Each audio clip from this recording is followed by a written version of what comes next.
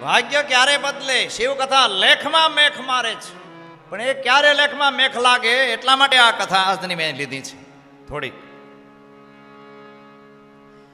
સ્વરૂપ બદલે. એક ઈયળની જો ભમરી બની જાય તો આપણા લેખમાં મેખ ન લાગે? ભાગ્યમાં ન હોય તો વસ્તુ ના મળે? મળે. શિવ કથા સાંભળો. શિવ કથા ધર્મ અર્થ કામ અને મોક્ષ આ ચાર ફળ દેનારી એટલું જ નહીં, બધું જ આપનારી છે. દુનિયામાં કોઈ પણ એવો અર્થ નથી કે શિવ કથા સાંભળવાથી ના મળે. મળે જ. સર્વાર્થ સાધિકે શિવે સર્વાર્થ. કદાચ કોઈની આયુષ ચૂકી હોય ને તો શિવ કથા અને શિવ ભક્તિ શિવ ભજન કરવાથી આયુષ જેવી આયુષ મળે. એ મારો પોતાનો સ્વયં પુરાવો છે. ઘણી વખત હું કથામાં કહી ગયો છું. 2001માં બાપુનગરની અંદર સમજુબા હોસ્પિટલમાં હું સિરિયસ થયો. ડૉક્ટરોએ મને પ્રાણહીન જાહેર કરી દીધો. આજે હું 17 વર્ષથી 17 વર્ષથી આ કથાઓ કરી રહ્યો છું. હા, આપત્તિ આવી પણ ડગ્યો નહીં. શિવ ઉપર પૂર્ણ ભરોસાની સાથે આજ હું 16 વર્ષથી છેલ્લા જીવી રહ્યો છું. હજારો માણસ વચ્ચે પ્રાણહીન જાહેર કરવામાં આવે. આજ પણ નાના બાળકની જેમ પૂરી તાકાતથી કથા કરી રહ્યો છું. જંતીભાઈ પૂછજો મારો ખોરાક કેટલો છે. શિવ નામ જો ઉચ્ચારે સબ પાપ દોષ કો ડારે. રોજ આખો દી રટણ કરો શિવ શિવ શિવ. કોની તાકાત છે? શું કરે નરસિંહ બોલી ગયો. શું કરે જમણા કાળા, જેને રામ તણા રખવાણા. ઓ શું કરે જમણા કાળા, જય હો રામ તણા રખવાણા.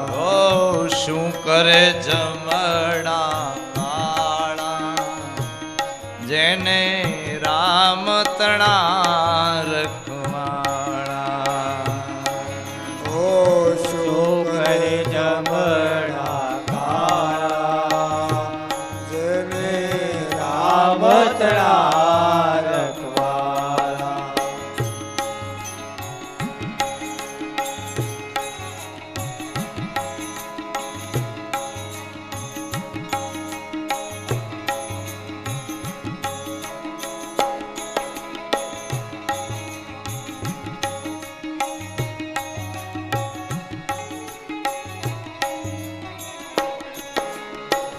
નરસિંહ મહેતાને જુનાગઢના 9 રા થયા રાજાઓ. 12 બાબી એટલે બાદશાહ અને 13મી ટોપી આવી. ભારત આઝાદ થયો.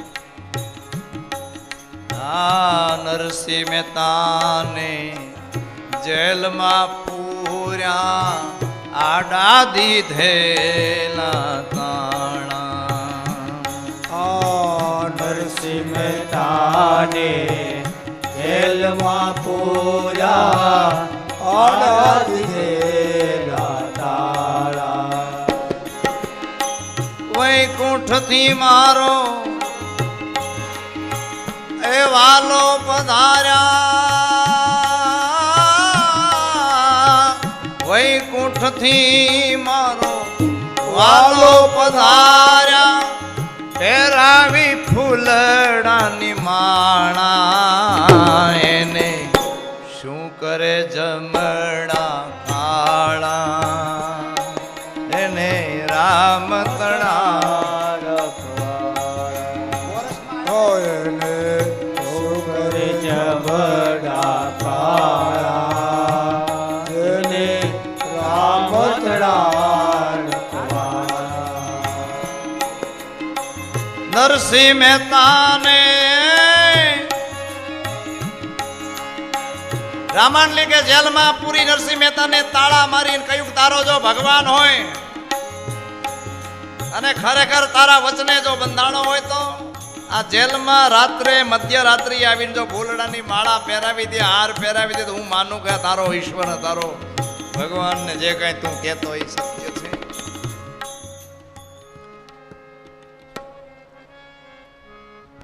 અને ભક્ત વત્સલ ભગવાન નરસિંહ મહેતાના આખ્યાનમાં આવે છે, કોઈ એવા સારા માણસે સારા શેઠે એના પૈસા ભરી દીધા અને કેદારાને છોડાયો ને કેદાર ગાયો, દર્શન દેવ ઘનશ્યામ નાથ મોરી અખિયા પ્યાસી.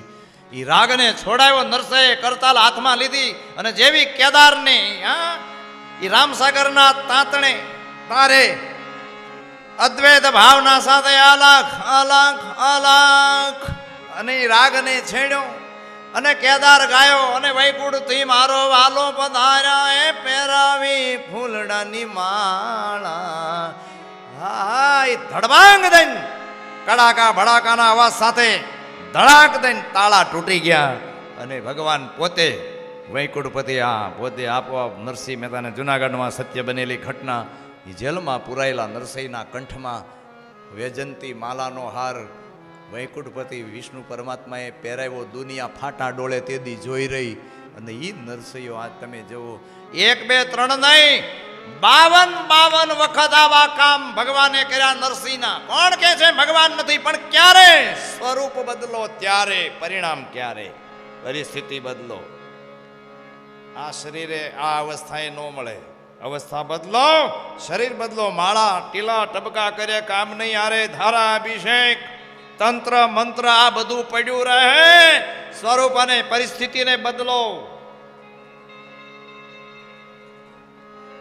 એટલે જ મળતો નથી બધાને. ભગવાન કહેવાય હવનો મળે જ બધાને. જલારામને નરસિંહ આવાને જ મળ્યો છે, મીરાન કબીરને તુલસીદાસ કહેવાય હવનો મળ્યો કોઈને. આ બધા દાવા ભલે કરે, મળ્યો ઇતિહાસ લખાણા કોઈ નવા, જેને મળ્યો એના જ નવા લખાયા છે.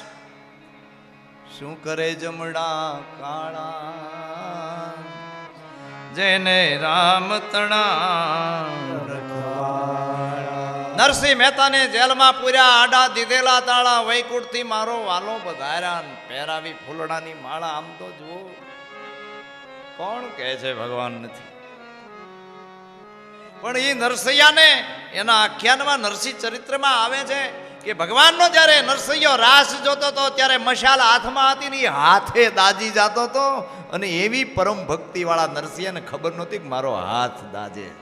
આ પરાકાષ્ઠા એ પરિણામ છે. લેખમાં મેખ લાગે, ભાગ્ય બદલે, સ્વરૂપ બદલે, સ્થિતિ બદલે. બાકી આમ ગલોફા ફૂલાવે ને આમ આસન બાંધે હરી નહીં મળે. ખાલી વચનની સાથે રેણી સાથે કેણી આવે. શું કરે જમણા રેણી સાથે કેણી, કેણી સાથે રેણી આવે ને ભાઈ. બોલવું હેલું કરવું મુશ્કેલ છે. બોલી તો આખું ગામ જાણે, જગત જાણે. ગંગા સતી કે બોલે એની ખાલી કિંમત નહીં, બોલ્યાની સાથે જીવનમાં વિવેક આવે. ગુણાન રુંદયતી ગુરુ એવો ગણેશ રૂપી વિવેક જીવનમાં જાગે.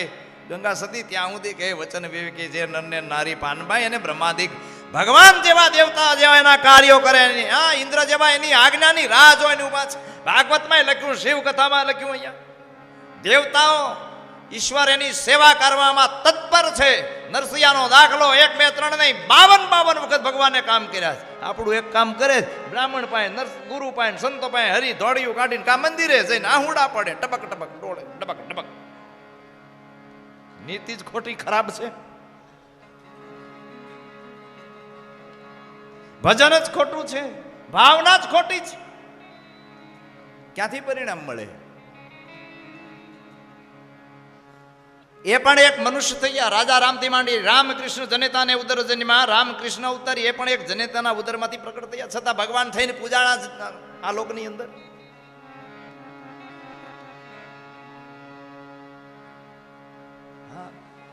સુખી થવું છે તો આમાંથી અવગુણોને કાઢો. વિકાસ કરવો હોય તો કોઈ પણ માર્ગમાં, ખાલી હું ભક્તિ માટે ભગવાન માટે નથી બોલતો, કોઈ પણ વ્યવહાર ક્ષેત્રમાં, સમાજ ક્ષેત્રમાં, આખા જગતમાં નામ બનાવવું છે, દામ બનાવવા છે તો સંયમી બનો, વિવેકી બનો.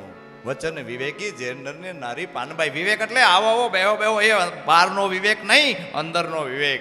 જ્ઞાન અને પરમ પુરુષાર્થનો વિવેક. જ્ઞાનની સારા જ્ઞાનની સમજણ એ જ વિવેક. ગણેશ એ વિવેકનું પ્રતીક છે. બુદ્ધિમતામ વરિષ્ઠમ. આ દિલ અંદર બુદ્ધિ સમંદર ચલત નાવ ચોધારા ઈ નાવમાં હીરા માણેક કોઈ ખોજે ખોજન હારા સંતો ફેરો નામ કી માલા તેરા કટે જન્મ જંજાળા ટળી જાય એવા નામની ઈશ્વરની માળા ફેરવો ને, બાકી આવી માળાને ટીલે ને ટબકે કામ નહીં આવે ભાઈ. અખા ભક્ત અખો ના પાડે. અમારે અમદાવાદ સ્વાની મહાજન જ્ઞાતિમાં ભક્ત અખાએ કહ્યું ટીલું કરતા 53 થયા જપમાળાના નાકા ગયા તીરથ ફરી ફરી થાક્યા શરણ તોય ન પામ્યો હરિને શરણ. એક મૂર્ખને એવી ટેવ પથ્થર એટલા પૂજે દેવ પાણી દેખી કરે સ્નાન અખો કે તોય નો આવે ને હરિનું જ્ઞાન. કેમ? ભગવાનનું નામ કેવું છે? નામ નથી જાણ્યું ને. સમદર્શી હૈ એ નામ તિહારો. પ્રભુનું નામ કેવું છે? સમદર્શી છે, સમત્વ છે, સમકક્ષ છે, સમતા સ્વરૂપ છે. શત્રુ મિત્ર એક નહીં ઉરમાં આવો વિવેક.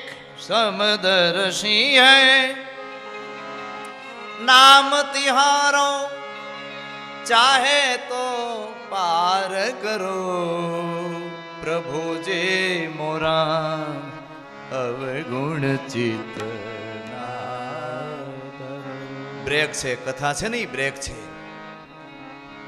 સમજાય તો પાછા વળો. ગોકુળિયા ગામ બનાવવા છે, મનુષ્ય જીવન સુંદર બનાવવું છે, અવતારને સાફલ્યતા આપી છે, સફળતા આપી છે. તમારે સિદ્ધિઓ જોઈએ. સંતો બોલ્યા ને કે આવું પરમ સુંદર જો જીવન હોય તો 8 સિદ્ધિ 9 નિધિ કરે મજૂરી ઘેર વિતાતા રાણી સદગુરુ દાતા નિર્વાણી કે જેના મુક્તિ ભરે પાણી. આ બધું તમારા હાથમાં ઓટોમેટિક આવીને આવે. માંગવું ન પડે. ખબર હે ખુદા કો. માંગવું ન પડે બાપ. ઈશ્વરને બધી ખબર છે. ઈશ્વર સર્વજ્ઞ છે. તન કી જાણે મન કી જાણે જાણે ચિત્ત કી ચોરી. જંતીભાઈ હું જોઈ, ધર્માભાઈ હું જોઈ, બાપુને હું જોઈ, મારે હું જોઈ, તમારે બધાને હું જોઈ. ખબર છે. ઈશ્વરને બધી ખબર છે. એ શું નથી જાણતો? જેને હજારો હાથો, હજારો પગ, હજારો આંખો છે. ધરતીના ખૂણે શું થઈ રહ્યું છે, છેડે શું થઈ રહ્યું છે, તળમાં વિતલમાં આકાશ પાતાળમાં સમગ્ર બ્રહ્માંડમાં શું થઈ રહ્યું એની એને ખબર હે ખુદા કો. સમરજો દરેક. અને તું એને માપમાં નીકળ્યો ભલા માણસ. ક્યારેય નહીં માપી શકે. એ અમાપ છે, અલગ છે. નહીં ક્યારેય લખી શકે, નહીં માપી શકે, નહીં તું એને કળી શકે. આવો એ નિષ્કલ પરમાત્મા છે. એટલે જ બધા ઋષિ મુનિઓ અહીંયા મૂંઝાણા છે કે ઘણી બધી કથા સાંભળી, હરિ અનંતા હરિ કથા અનંતા, છતાંય ઈશ્વર દર્શન ઋષિઓની ફરિયાદ છે. સૂચિ મહારાજને હજુ સુધી ઘણી બધી કથા સાંભળી પણ અમને પ્રભુ દર્શન થયું નથી. આ જગતમાં પરમ તત્વ ઈશ્વર ખરેખર કોણ છે? સત્ય શું છે? 6 ઋષિ મુનિઓ પણ આ શિવ કથાની અંદર કુલ શ્રેષ્ઠ સપ્ત ઋષિ માયલા.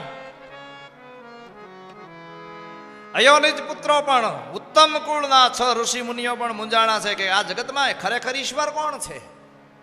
શિવ કથાનો પ્રારંભ ત્યાંથી પણ થાય છે. શૌનક આદિ શરીર સર્વ ઋષિ મુનિઓના પ્રશ્નોથી પણ પ્રારંભ થાય. માં ભગવતી ભવાની પાર્વતીના પ્રશ્નથી અમર થવાની બાબતમાં શિવ કથા ત્યાંથી પ્રારંભ થાય. શિવ કથા એટલે સ્વયં ભગવાનના શિવના મુખમાંથી નીકળેલી દિવ્ય વાણી છે. અને એટલે તો શિવ કથા સમગ્ર પાપોને બાળનારી છે. Power of supreme, power of સમ્રાટ. હા.